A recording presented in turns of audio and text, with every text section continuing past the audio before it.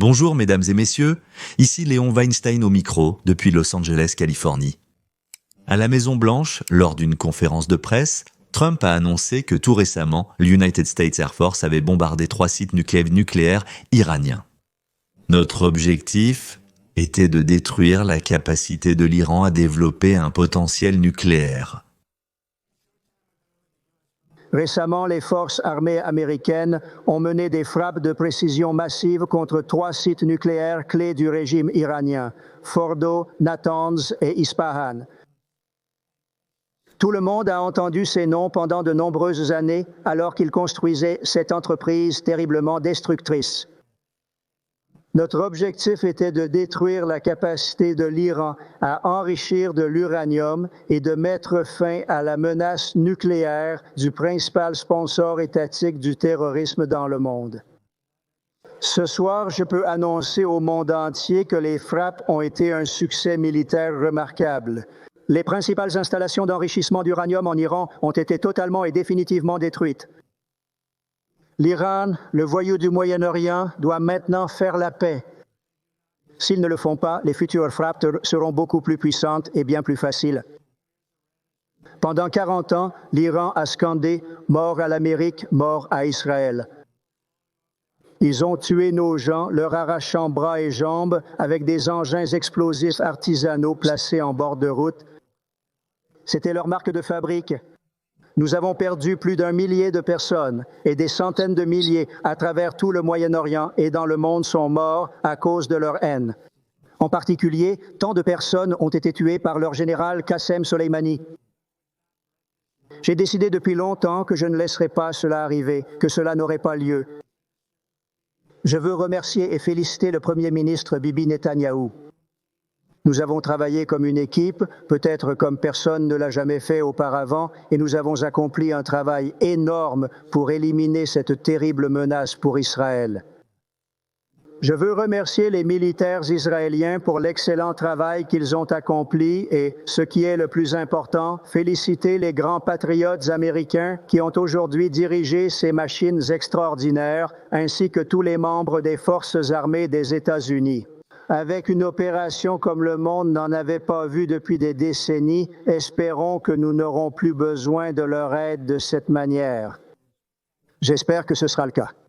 Je tiens également à féliciter le président du comité des chefs d'état-major interarmés, le général Dan Reisenkind, un général exceptionnel, ainsi que tous les brillants stratèges militaires qui ont participé à cette attaque. Mais malgré tout cela, cela ne peut pas continuer ainsi. Soit il y aura la paix, soit l'Iran connaîtra une tragédie bien plus grave que ce que nous avons vu au cours des 8 derniers jours. N'oubliez pas, il reste encore beaucoup de cibles. L'objectif d'aujourd'hui était le plus difficile de tous, sans aucun doute, et peut-être le plus meurtrier. Mais si la paix n'arrive pas rapidement, nous frapperons les autres cibles avec précision, rapidité et maîtrise. La plupart d'entre elles peuvent être détruites en quelques minutes. Il n'y a aucune armée au monde qui pourrait faire ce que nous avons fait cette nuit, même de près. Il n'y a jamais eu d'armée capable de faire ce qui vient de se passer récemment. Demain, le général Kane et le ministre de la Défense Pete Hegseth tiendront une conférence de presse à 8 heures du matin au Pentagone. Et je veux remercier tout le monde, et surtout Dieu. Je veux juste dire, nous t'aimons Dieu, et nous aimons notre grande armée. Protège-les, Dieu, bénis le Moyen-Orient, bénis Israël et bénis l'Amérique. Merci beaucoup à vous, merci. Après lui, Bibi Netanyahou a pris la parole depuis Jérusalem. Il attendait ce jour Seigneur depuis 20 ans. Il préparait le monde, il sonnait les cloches, et enfin, cela s'est produit. Les États-Unis sont entrés dans la phase d'arrêt actif du programme nucléaire iranien. Félicitations, Président Trump. Votre décision courageuse de frapper les sites nucléaires iraniens en utilisant la puissance et la force juste des États-Unis changera le cours de l'histoire. Au cours de l'opération Lion Ascendant, Israël a accompli des actes véritablement remarquables. Mais dans les actions d'aujourd'hui contre les sites nucléaires iraniens, l'Amérique a été véritablement inégalée. Elle a fait ce qu'aucun autre pays au monde n'aurait pu accomplir. L'histoire retiendra que le président Trump a agi pour empêcher que l'arme la plus dangereuse ne tombe entre les mains du régime le plus dangereux au monde. Son leadership d'aujourd'hui est devenu un tournant dans l'histoire qui pourrait aider à conduire le Moyen-Orient et d'autres régions vers un avenir de prospérité et de paix. Le président Trump et moi disons souvent « la paix par la force ». D'abord vient la force, puis vient la paix. Et ce soir, le président Trump et les États-Unis ont agi avec une grande force. Président Trump, je vous remercie, le peuple d'Israël vous remercie, les forces de la civilisation vous remercient. Que Dieu bénisse l'Amérique, que Dieu bénisse Israël et que Dieu bénisse notre union indestructible, notre foi inébranlable.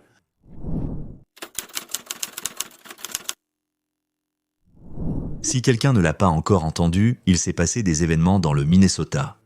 L'État patriarcal l'a été touché, la présidente du Congrès de l'État, une démocrate, ainsi que son mari. Ensuite, le meurtrier s'est rendu chez un autre membre du Congrès, également démocrate, il l'a blessé ainsi que sa femme, puis il a disparu.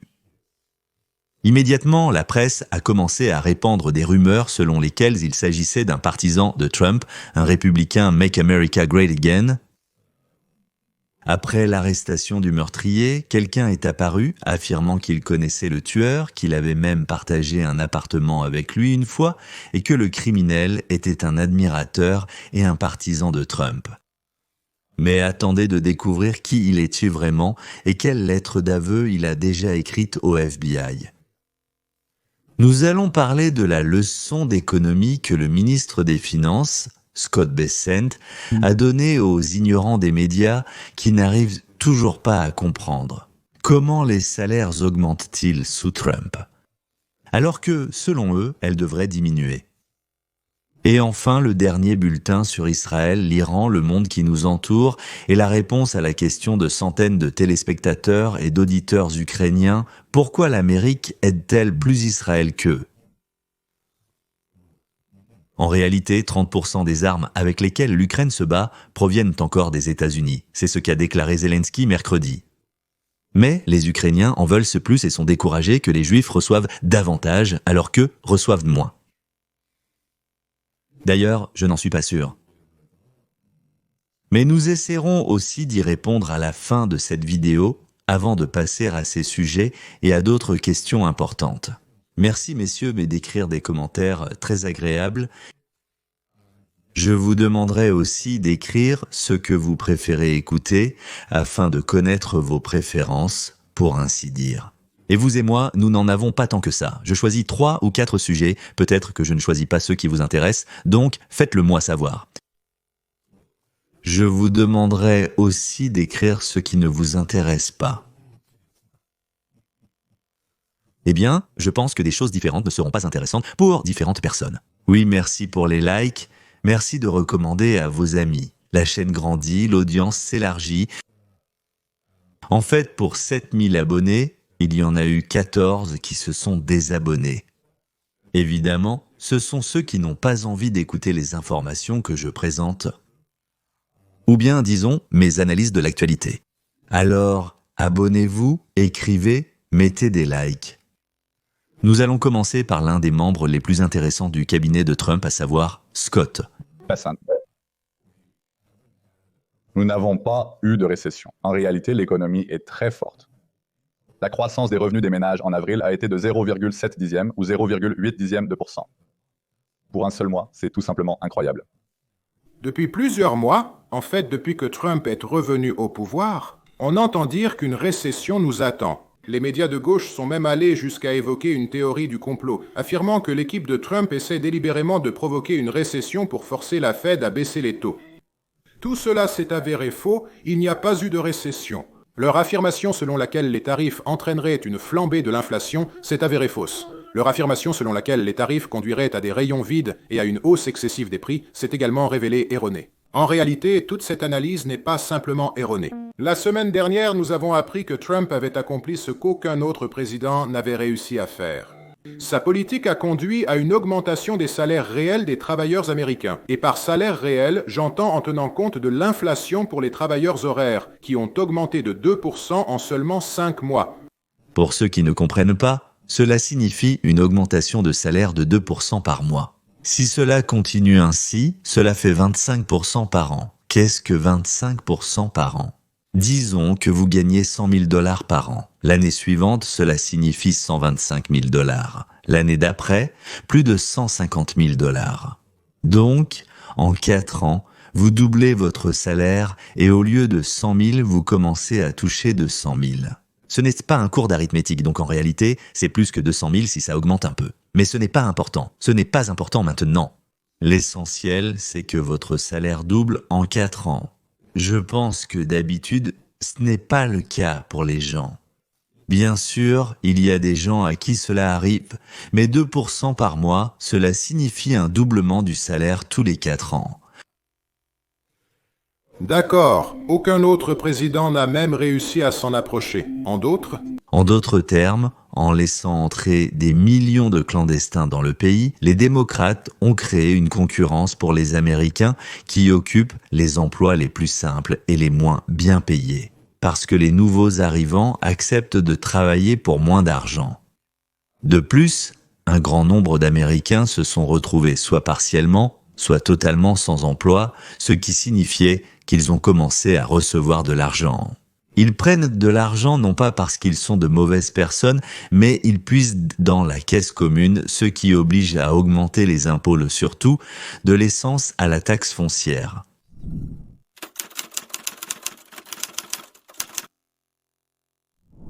Il est intéressant de noter que nos gauchistes, et je dirais même qu'ils changent d'avis en un clin d'œil, font des déclarations étranges.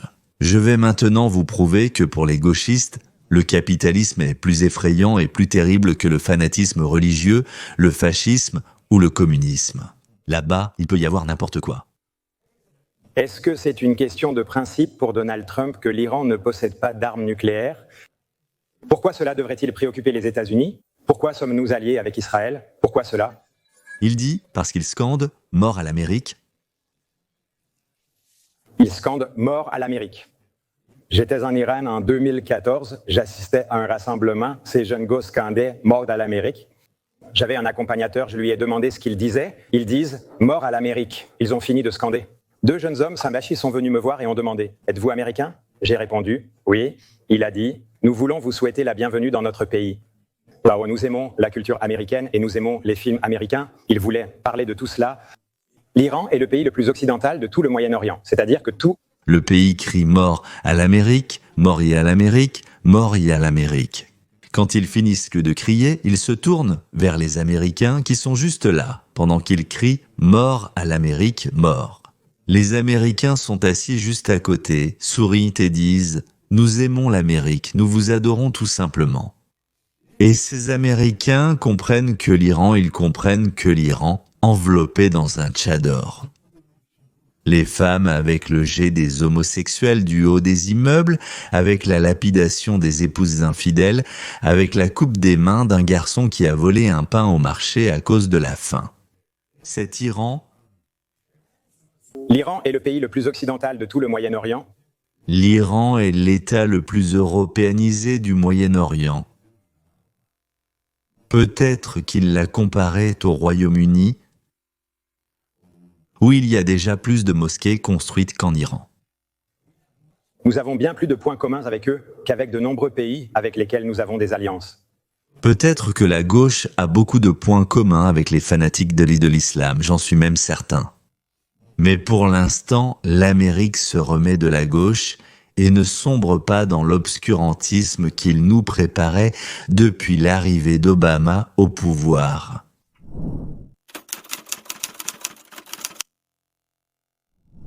Comme je l'ai déjà dit, l'assassin a été arrêté, et à partir de ce moment-là, des rebondissements extraordinaires ont commencé à se produire. Le détenu Vance Boller, il prononce bien son nom comme Boiler, mais en fait c'est Boller. Il était démocrate, pas républicain, et il n'était pas avec Trump, il était quelqu'un d'autre, je ne sais pas. Il courait après lui sur les plateaux, et il travaillait pour le gouverneur de l'État du Minnesota, Tom Komaroa Waltz, un démocrate que Kamala a invité à devenir vice-président. Au cas où elle gagnerait, Dieu merci, cela ne s'est pas produit. Les mauvaises langues affirmèrent qu'elle avait choisi ce clown pour une seule raison.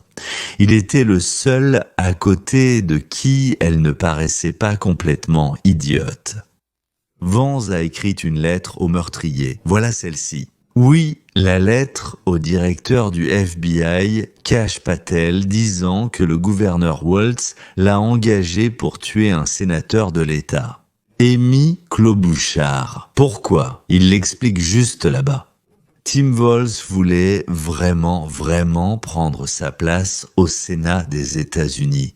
Voilà, il s'avère que ce Trumpomane ou Trumpa, Trump, lui, Trumpa mais aussi de Trumpa, s'est avéré être un tueur, un démocrate, une personne du cercle, apparemment, de Tim Walz. Honnêtement, pour l'instant, je ne crois pas à cet aveu. Mais maintenant, le FBI peut commencer à fouiller sous chaque pierre. Le tueur qui s'est déguisé en policier pour abattre des politiciens démocrates et leurs conjoints. Il en a tué 2 et en a grièvement blessé 2 autres. Aujourd'hui, nous apprenons qu'il a écrit une lettre au FBI, affirmant qu'il avait été formé par l'armée américaine, je cite de manière non officielle, et que Tim Walz lui aurait demandé de tuer Amy Klobuchar pour prendre sa place au Sénat. Belter est accusé de meurtre au niveau de l'État et au niveau fédéral. Les agents du FBI que vous avez vus jusqu'à présent sont tous ceux qui ont été nommés par l'ancienne direction et ils ont tenu cette conférence de presse qui était elle aussi un peu étrange.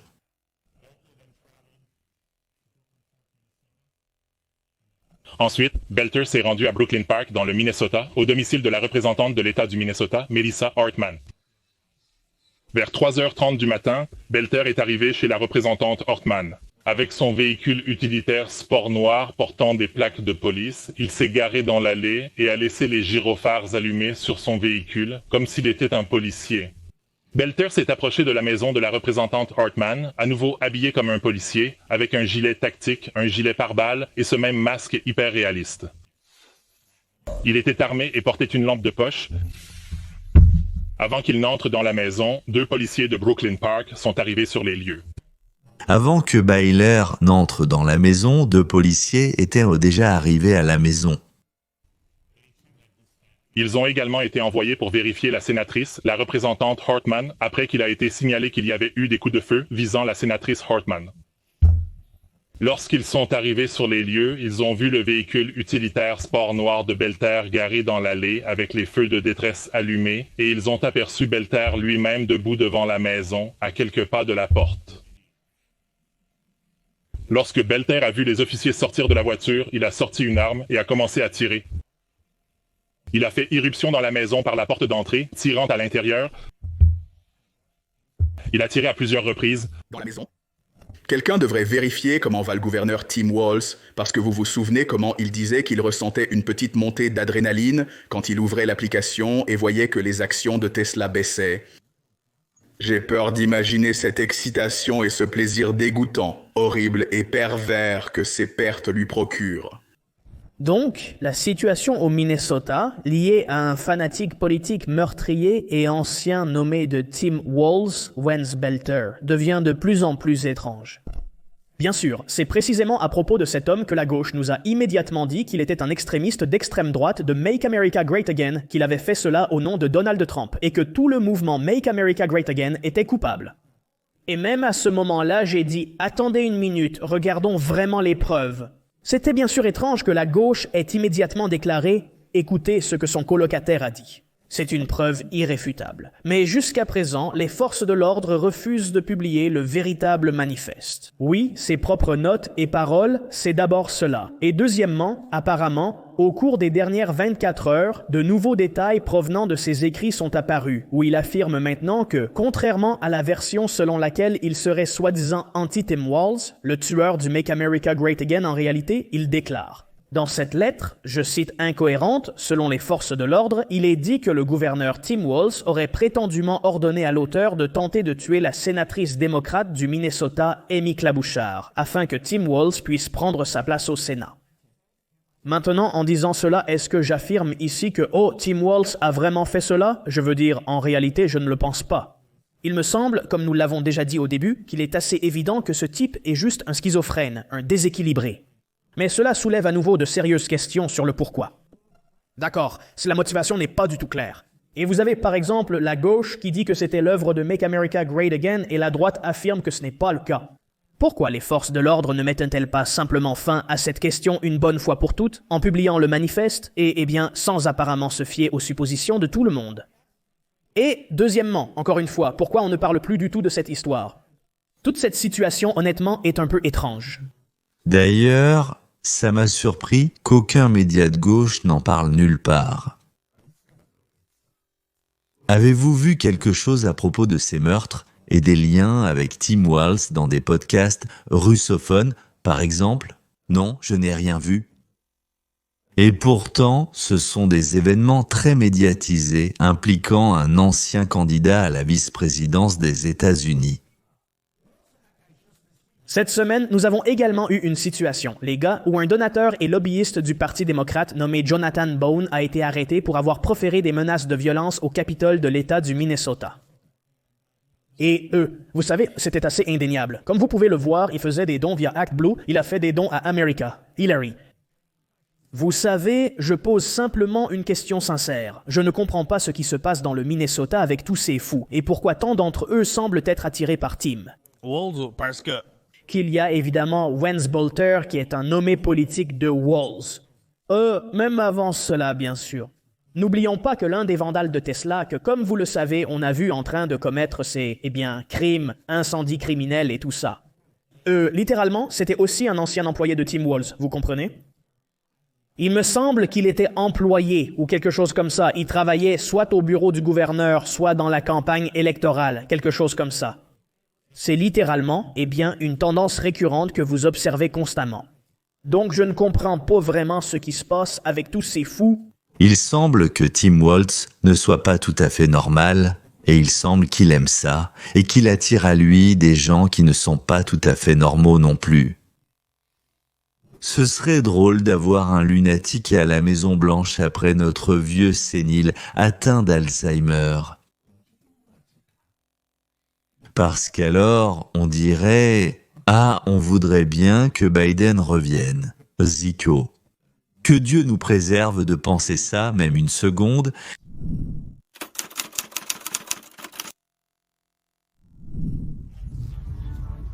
À 2h43, le 24 mai 2025, ces 3 drones d'attaque ukrainiens traversent l'obscurité au-dessus de la région occupée de Zaporijia, s'approchant de l'une des artères logistiques les plus importantes de la Russie. Ici, le long de la ligne de chemin de fer Verkhny-Tokmak-Molochansk, se trouve un train de 8 wagons transportant environ 560 tonnes de carburant. C'est suffisant pour approvisionner 2 groupes de bataillons russes pendant une semaine.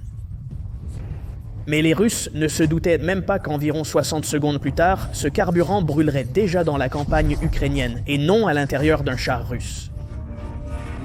La mission de ce matin implique 5 drones différents qui travaillent en coordination. Comme vous pouvez le voir ici, le drone de reconnaissance numéro 3 assure la surveillance et l'identification des cibles à une distance de 8 km. Ces 3 quadricoptères ukrainiens sont directement destinés aux frappes. Le deuxième est maintenu en réserve et utilisé comme drone de secours au cas où il arriverait quelque chose au premier. Et ces drones ne sont absolument pas comme ceux que l'on peut acheter sur Amazon. Il y a 3 plateformes de reconnaissance développées en Ukraine qui possèdent souvent des caractéristiques modifiées sur le terrain. La caméra standard 220 est équipée d'un capteur de 20 mégapixels et d'un zoom hybride allant jusqu'à 28 fois. Et selon certaines informations, des modifications expérimentales du firmware permettent d'augmenter le zoom numérique jusqu'à 56 fois.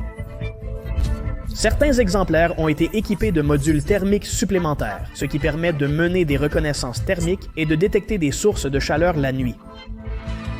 Ces drones atteignent une vitesse allant jusqu'à 68 km/h, leur temps de vol est de 46 minutes et leur altitude de fonctionnement peut atteindre 6000 mètres au-dessus du niveau de la mer. Contrairement à eux, les quadricoptères vus à la première personne kamikaze ukrainiens sont optimisés pour des missions d'attaque à sens unique. Ils utilisent des hélices de 7 pouces montées sur des moteurs brushless de classe 2807, chacun fournissant jusqu'à 2,5 kg de poussée. Réglés à l'aide de contrôleurs de vol 7 fonctionnant sur un firmware personnalisé.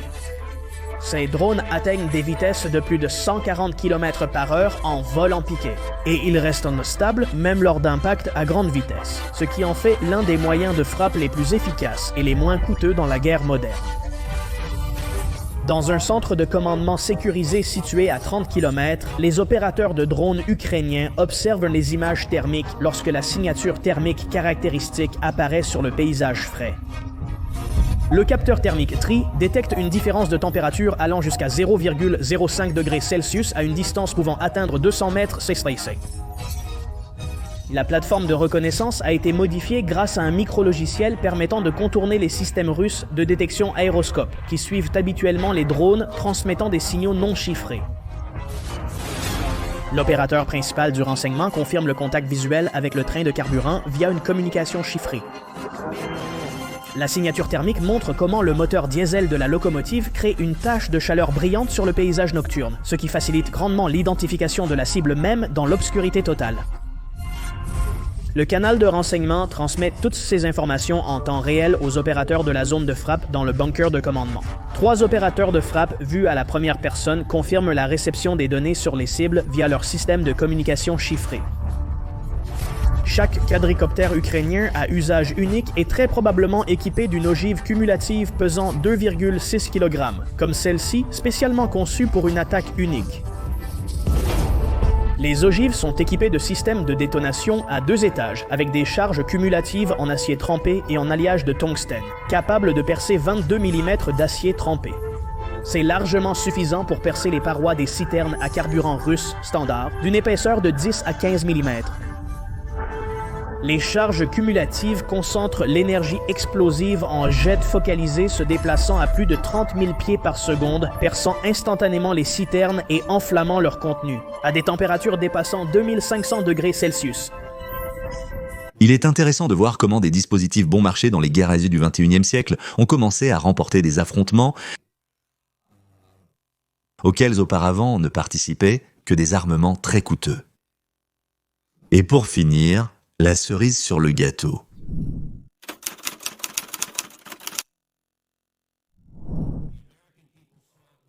Le peuple américain l'a vu de ses propres yeux. Lors du débat en juin 2024, Joe Biden est resté figé à plusieurs reprises derrière le pupitre. Et aucun d'entre eux ne se souciait de la démocratie lorsqu'ils ont retiré Joe Biden du bulletin de vote et placé Kamala Harris sans un seul vote des électeurs lors des primaires démocrates. Et vous savez quoi ? Aujourd'hui, il n'y a pas un seul démocrate ici, parce qu'aucun d'entre eux ne s'en soucie, au point qu'ils ont menti au peuple américain pendant 4 ans. Chacun d'entre eux savait que Joe Biden n'était pas mentalement capable d'assumer ses fonctions.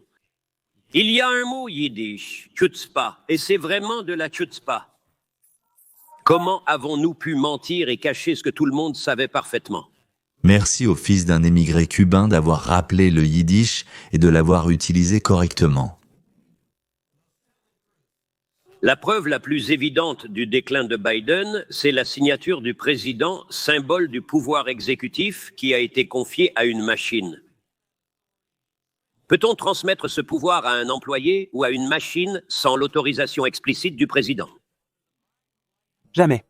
Sous l'administration de Biden, l'hymne cérémonial a en fait été remplacé par « Bienvenue le stylo ». Et c'était une attaque flagrante contre la démocratie. Et chaque journaliste qui couvre cela devrait demander pourquoi les démocrates s'en moquent. Je pense qu'il serait utile à nous tous d'écouter l'excellent Ted Cruz. C'est un discours dont je vous ai déjà montré des extraits, mais je veux simplement que vous l'écoutiez. Et Ted Cruz appartient à une catégorie extrêmement rare de personnes qui expliquent de manière logique, claire, précise et simple les concepts les plus complexes, ce qui montre que dans sa tête, tout est logique, clair et précis. Merci, Monsieur le Président. L'administration Biden pourrait entrer dans l'histoire comme l'escroquerie constitutionnelle la plus audacieuse de l'histoire de l'Amérique. Une présidence Potemkin dirigée par un leader malchanceux et marionnette, tandis que les collaborateurs tirent les ficelles en coulisses. Ce n'est pas une exagération politique. Les Américains l'ont vu de leurs propres yeux lors du débat de juin 2024. À de nombreuses reprises, Biden est resté debout derrière le pupitre, figé, la bouche ouverte, les yeux immobiles et sans cligner. Quand il parlait, ses mots étaient confus et incohérents. J'ai dit cette nuit-là que c'était le débat présidentiel le plus important de l'histoire parce qu'il conduira à ce que l'un des deux candidats soit retiré du bulletin de vote. C'était absolument vrai. Et après ce débat, les démocrates ont réalisé l'effondrement, ils ont sorti les couteaux et ont écarté le président Biden, comme César lors des Ides de mars. Malgré toutes leurs fanfaronnades et leurs déclarations de soutien à la démocratie, aucun d'entre eux ne se souciait de la démocratie. Quand ils ont retiré Biden du bulletin et ont mis Kamala Harris à sa place, sans permettre à un seul électeur démocrate de voter pour elle lors des primaires. Et vous savez quoi? Aujourd'hui, il n'y a pas un seul démocrate ici, parce qu'aucun d'entre eux ne s'en soucie. Au point qu'ils ont menti au peuple américain pendant 4 ans et ils le savaient. Chacun d'eux savait que Joe Biden n'était pas mentalement capable d'accomplir ses fonctions. La porte-parole de la Maison-Blanche le savait quand elle se tenait devant le peuple américain et mentait encore et encore. Ils ne sont pas ici parce qu'ils ne peuvent pas se défendre. Ce n'était pas une surprise. Pendant 4 ans, la Maison-Blanche a caché le président Biden aux sénateurs républicains. Il ne lui permettait pas de nous rencontrer. Il a travaillé dans cet organe pendant 40 ans. Nous le connaissons tous. Et il mentait délibérément. Et d'ailleurs, Jake Tapper a publié un livre sensationnel révélant un scandale incroyable. La dégradation mentale de Biden a été cachée par Jake Tapper.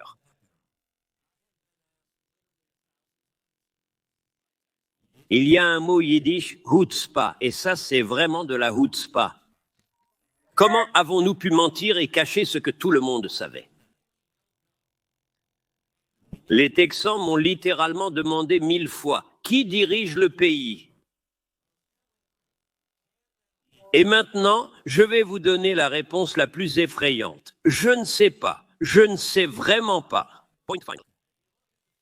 Et aucun démocrate ici ne s'en soucie.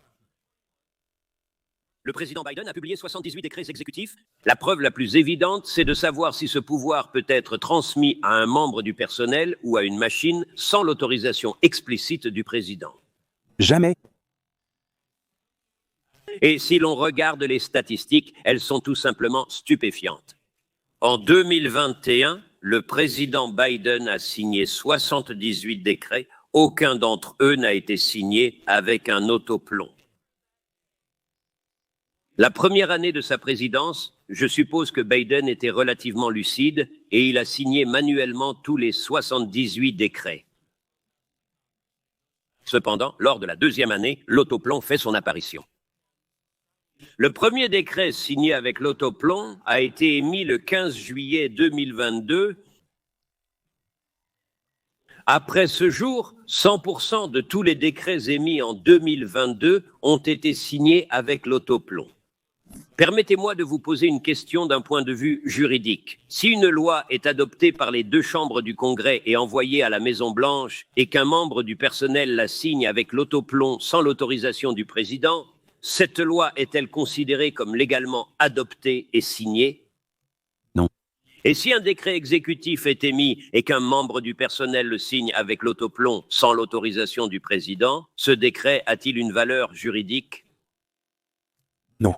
Et si le président des États-Unis accorde une grâce et qu'un membre du personnel la signe avec l'autoplomb sans l'autorisation du président, cette grâce a-t-elle une valeur juridique? Non. Maintenant, il est clair où Ted Cruz voulait en venir.